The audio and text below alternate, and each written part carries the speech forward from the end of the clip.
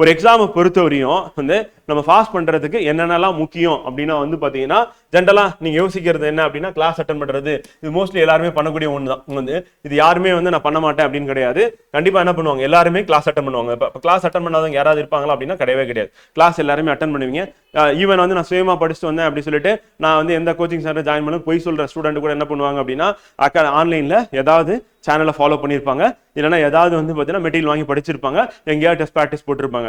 ஆனால் சொல்லும் போது வந்து கிரெடிட் வந்து யாருக்கும் போயிடக்கூடாது, எனக்கு மட்டும் தான் வரணும் அப்படின்னு சொல்லிட்டு என்ன பண்ணுவாங்க, போய் சொல்லுவாங்க நானே படிச்சு தான் பாஸ் பண்ணேன், நான் எங்கேயுமே ஜாயின் பண்ணல அப்படின்னு சொல்லி. ஸ்கூல் அந்த மாதிரி 10th 12th ஸ்கூலுக்கே போகாம சுயமா படிச்சு யாராவது ஸ்டேட் டாப்பர் ஆயிட முடியுமா, இல்லைன்னா காலேஜில் டாப்பர் ஆயிடுமா, முடியாதுன்னு. அப்போ இங்கே மட்டும் எப்படி, அதெல்லாம் நடக்கவே நடக்காது. அதனால அந்த வதந்தியும் அந்த மித்தையெல்லாம் நம்பாதீங்க. அதனால கிளாஸ் வந்து அவங்களும் ஃபாலோ பண்ணியிருப்பாங்க, வெளியே சொல்ல மாட்டாங்க. சொன்னா அவங்களுக்கு பேர் போயிடும், கிரெடிட் போயிடும். அதனால எனக்கே எல்லா புகழும் வந்து சேரணும் அப்படின்னு சொல்லிட்டு என்ன பண்றாங்க, டாப்பர் இந்த பொய்யை வழக்கமா சொல்லிட்டு தான் இருக்காங்க. இதை நம்பி நீங்க வருஷத்தை தொலைச்சிடாதீங்க.